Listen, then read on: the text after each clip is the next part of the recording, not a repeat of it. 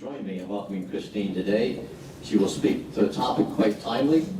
1 year away and counting the American presidential election, she will give us some insights into terms of our presidential election, particularly from a French perspective.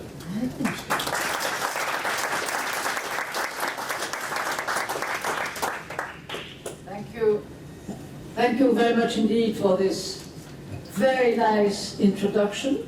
The most important, of course, being the mention that I was, and I believe I still am, a young leader of the French-American Foundation.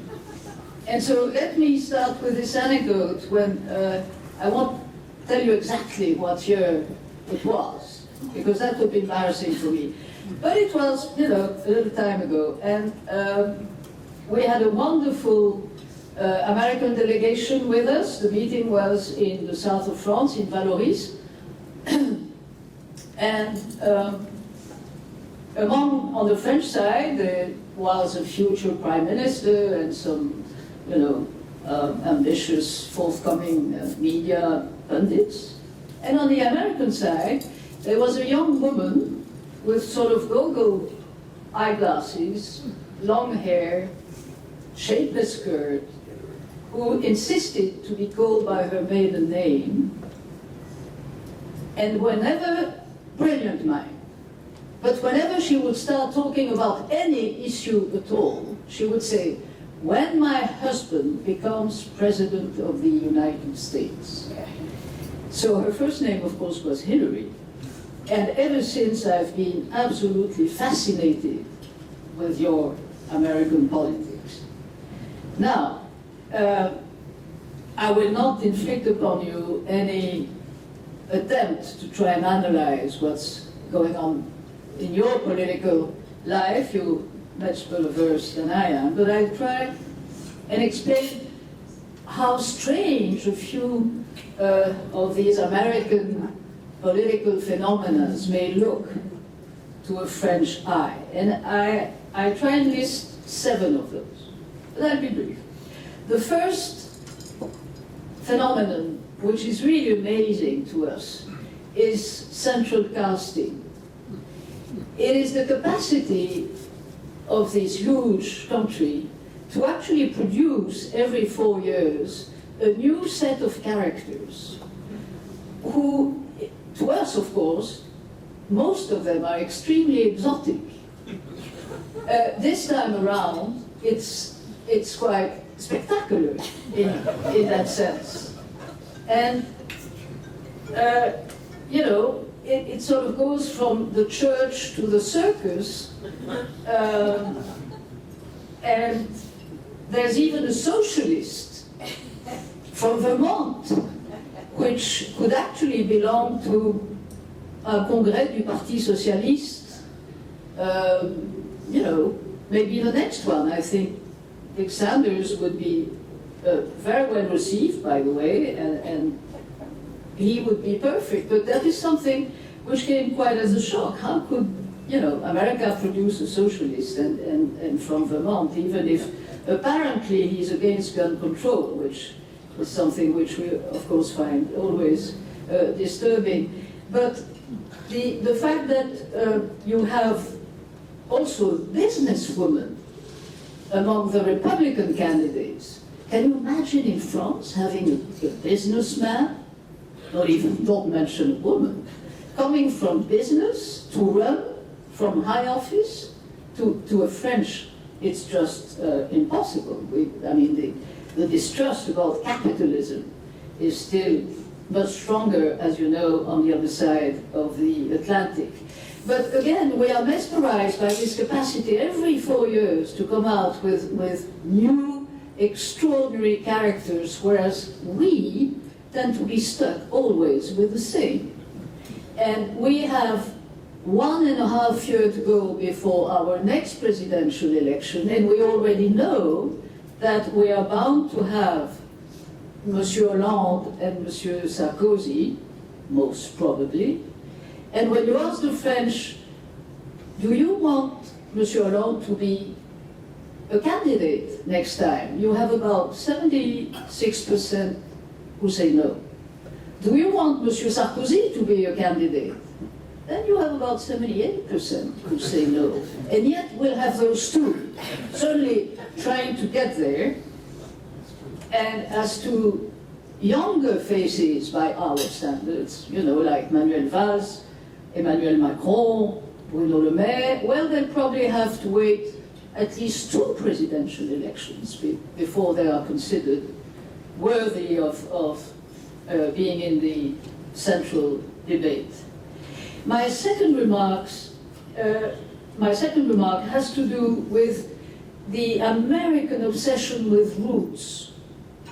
Of course, immigration is a central issue in this campaign. It will be a central issue in the election. It's obviously so much a central issue among the Republican Party that all these 15 candidates do not agree on what the debate is actually about.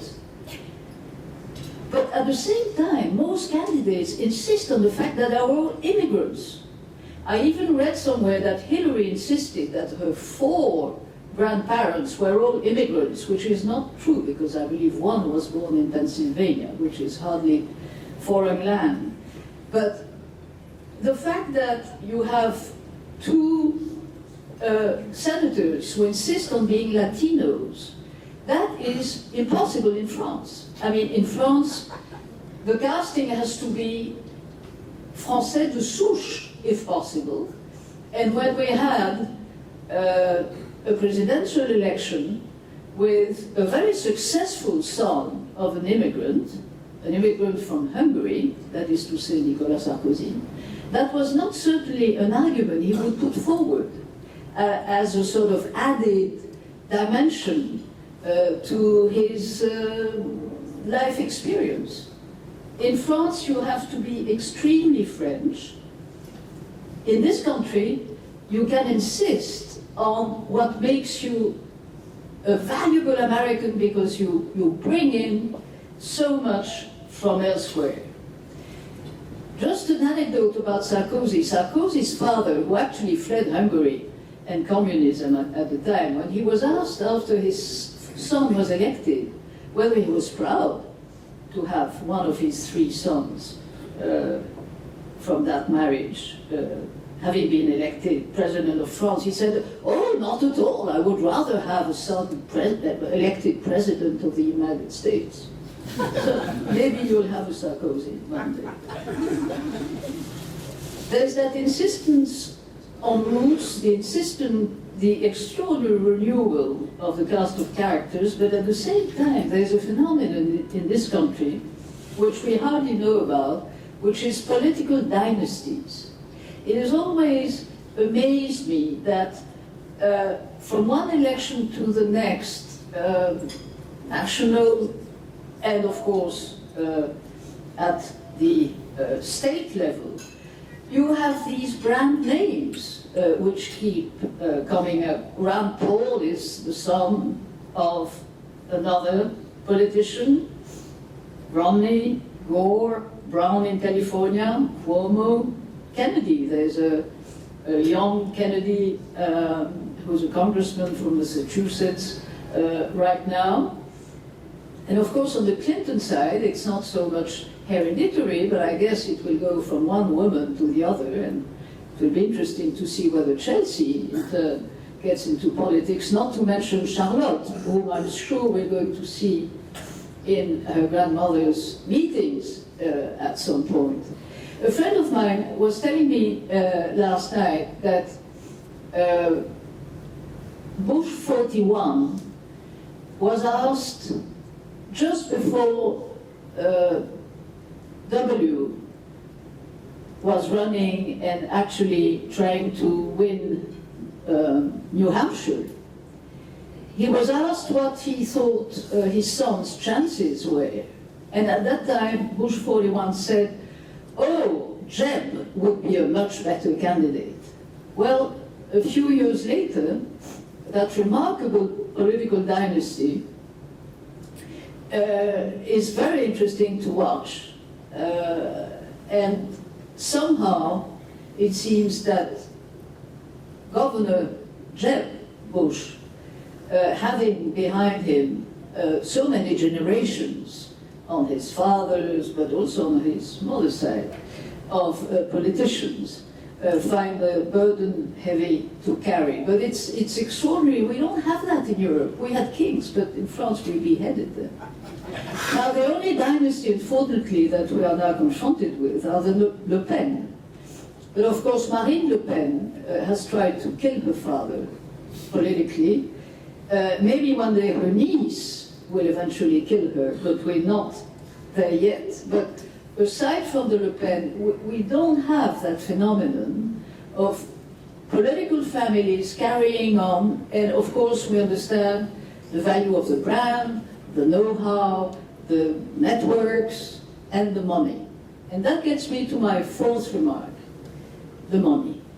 If there is one dimension of any American presidential campaign, but for, election after election, it tends to get worse. It is, forgive me for the word, but it is the obscene money being spent on this democratic process.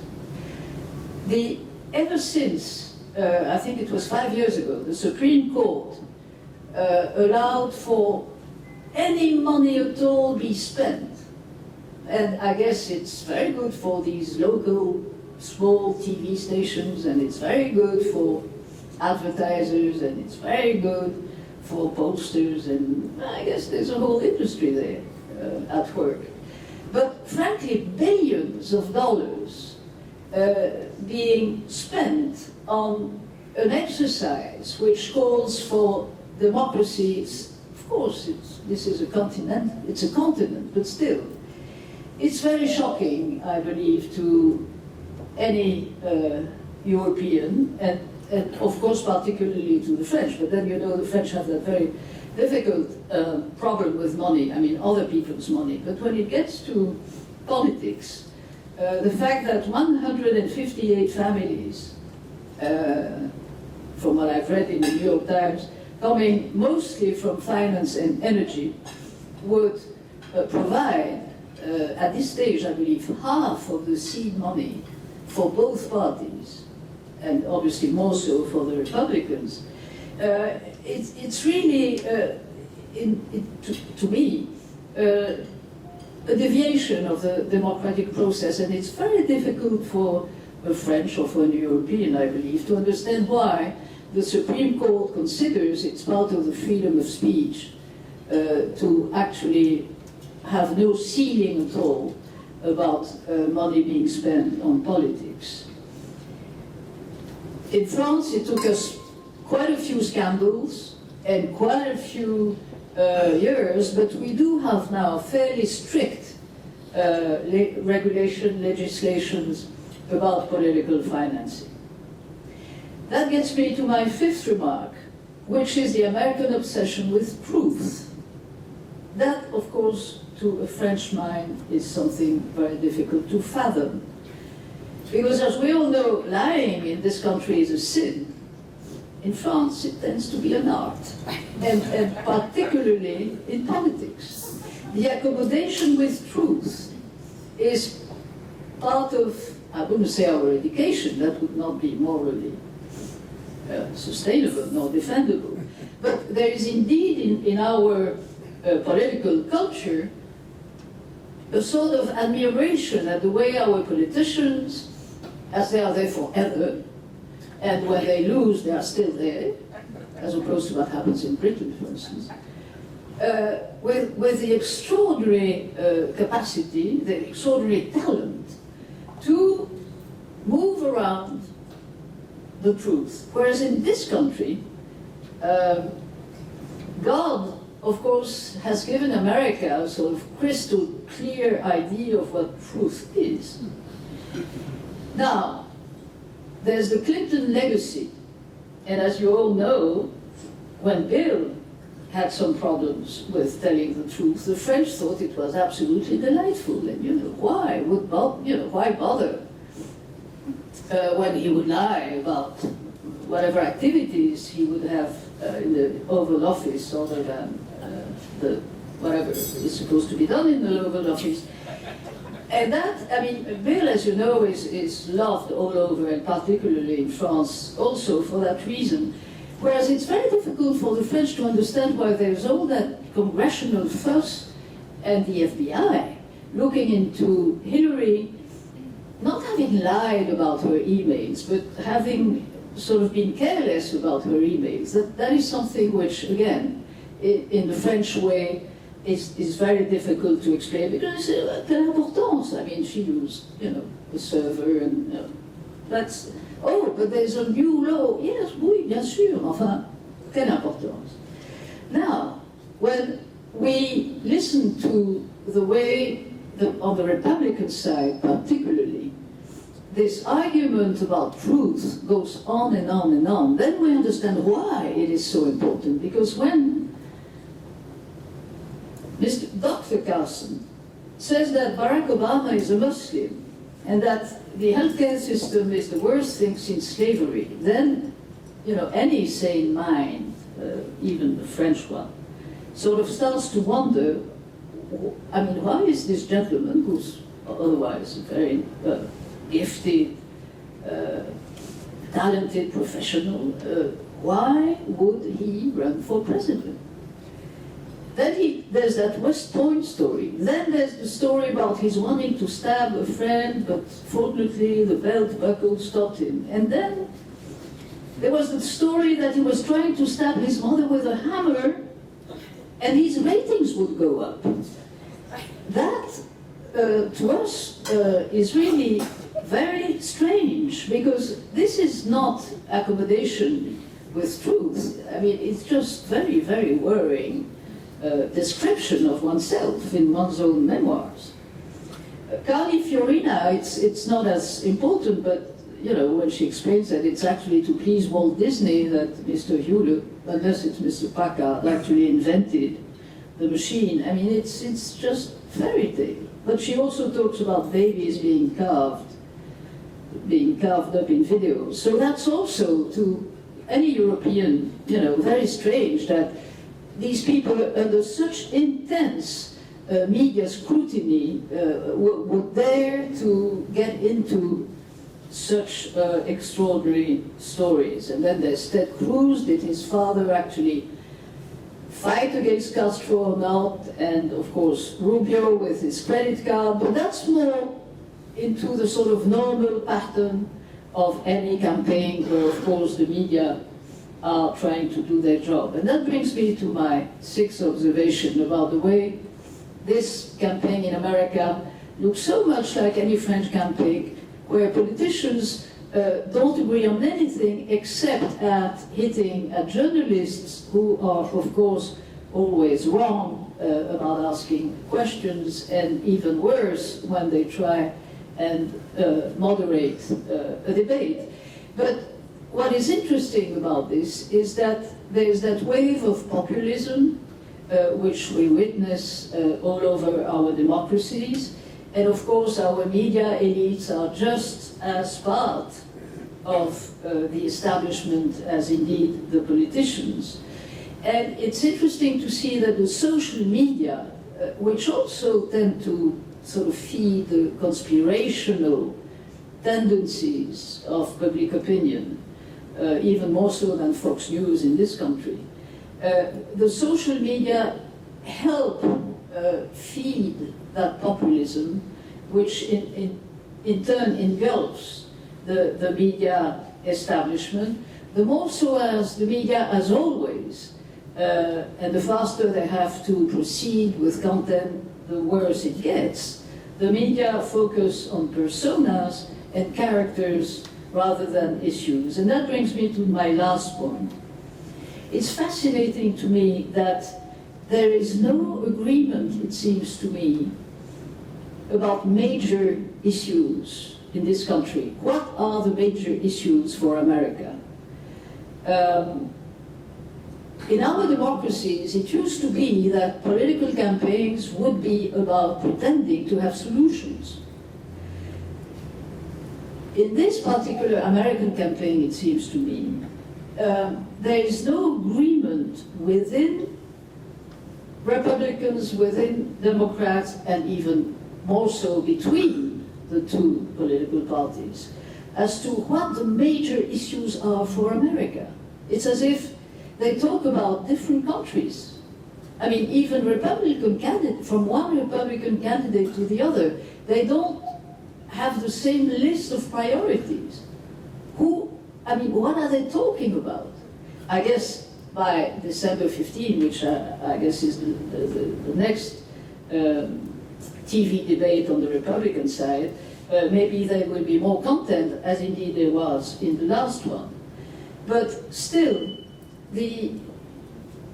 from the Republican to the Democrats, is capitalism under threat, or is capitalism destroying the American dream?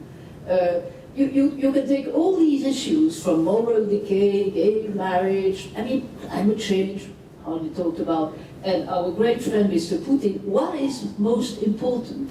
It seems that there's a great deal of confusion about the fact that there's not one single dominant issue which is being put forward to the voters. And there's one question which I found quite amusing, because it could almost be a French one, which is when Mario Rubio said that welders were more important than philosophers. Well, that's a very French question. Is a philosopher more important than a plombier? But of course, you couldn't ask in France whether the welder makes more money than the philosopher, because you can't sort of ask how much the philosopher would make. But I read in Le Monde with great amusement the sort of French version of that sort of issue, which Rubio, who is very talented, by the way, by our TV standards, brought about, welders versus philosophers. In my country, we do have dominant themes which already prevail in this pre-campaign. One is unemployment, the other one is immigration. But the fact that these issues, and particularly immigration, in a country like France where it is illegal to produce ethnic data, the fact that you cannot discuss immigration unless you think first that Madame Le Pen is there, and of course taking advantage of your talking about that issue. It sort of paralyzes the debate. And so I think the main difference at this stage between the political debate in France and the political debate in America is that here no major issue seems to actually impose themselves to the candidates, whereas in France there are two major issues which they are rather paralyzed to discuss. And yet, and that would be my conclusion, I think we all share the same anxieties about our troubled world. It was quite comfortable for French politicians on both sides for many, many years to sort of say that everything would be America's fault. Unless, of course, we would have to call upon America to do something.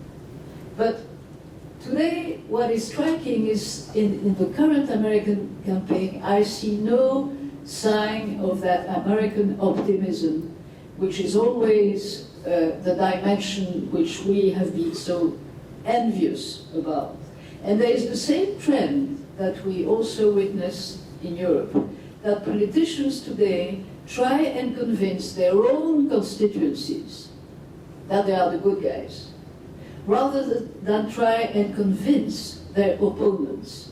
And I believe that's a trend which, of course, the traditional media, social media, keep indeed enhancing. And I think it's very dangerous, because eventually I think the political debate will dry out, except within each political family. But the great democratic debate that I try and persuade my opponent that my arguments are better than his or hers, I haven't heard that yet, nor on this side of the Atlantic, nor on my side. Thank you very much.